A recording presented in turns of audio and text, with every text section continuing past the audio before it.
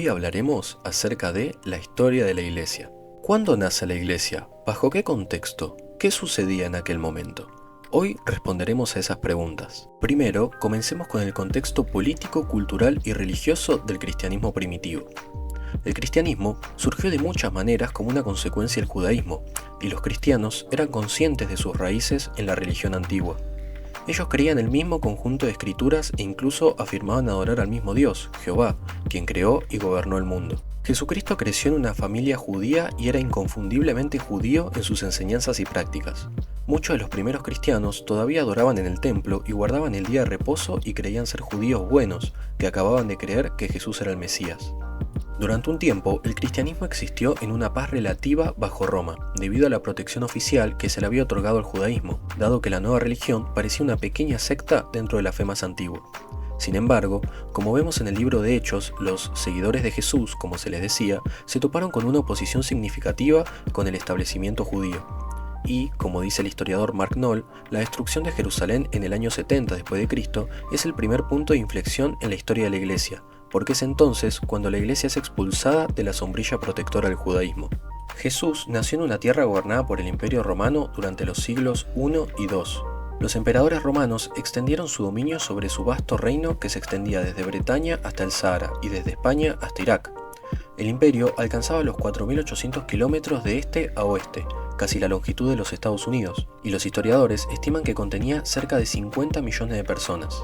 Para comienzo del siglo II, Roma era la única superpotencia del mundo y se encontraba en medio de un intervalo de 200 años conocido como la Paz Romana, donde había poca o ninguna guerra internacional. Aunque Roma no tenía rivales externos, sí tenía problemas internos. Cristo nació en un imperio romano que experimentaba una gran agitación.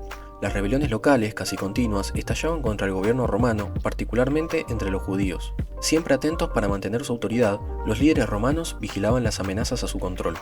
El Imperio Romano fue el escenario para la mayor parte de la expansión del cristianismo.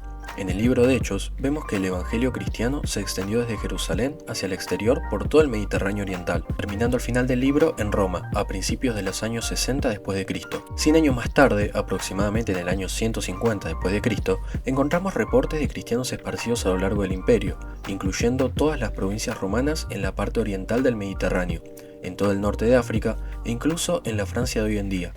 El cristianismo también se había propagado más allá del imperio hasta la India, y tal vez incluso hasta el sur de Etiopía. El mensaje de la muerte y resurrección de Jesucristo llegó en un momento en que las condiciones estaban listas para su rápida difusión y asimilación en la cultura romana. Con las conquistas de Alejandro Magno, el griego se había convertido en el idioma unificador del Mediterráneo.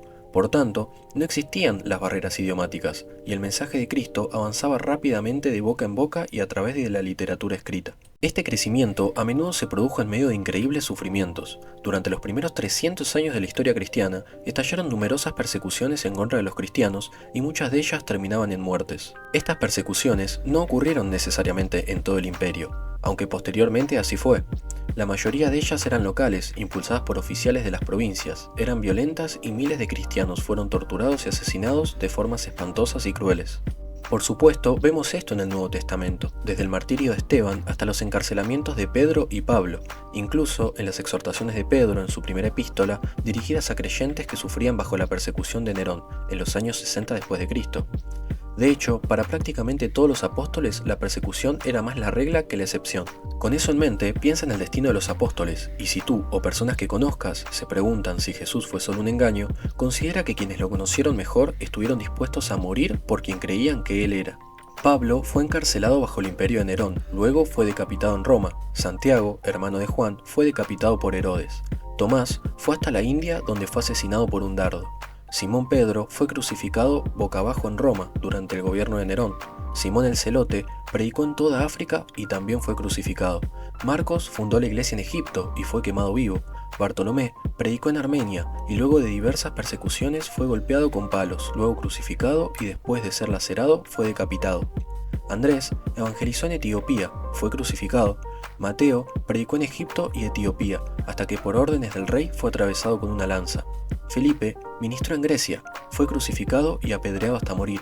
Santiago, hermano de Jesús, fue golpeado hasta la muerte por fariseos y seduceos. Juan el Apóstol fue exiliado a la isla de Patmos y luego falleció por causas naturales. A pesar de todo este panorama de persecución, el Señor preservó a su iglesia. Y en el año 311 después de Cristo, cuando gobernaba Galerio, quien intentó exterminar a los cristianos y fracasó, publicó un edicto diciendo: «Dejad que los cristianos existan una vez más y reconstruyan sus iglesias, y oren a su Dios por nuestro bienestar, por el del Estado y por el suyo». Y lo que es más importante, los cristianos, por su persistencia, sus buenas obras y su amor y su número total, habían crecido cada vez más para poder ser tolerados por las masas en todo el Imperio Romano. Finalmente, los 2 años siguientes trajeron brotes esporádicos de persecución hasta que en el año 313 después de Cristo, Constantino llegó al poder y declaró una política de tolerancia al cristianismo en todo el imperio.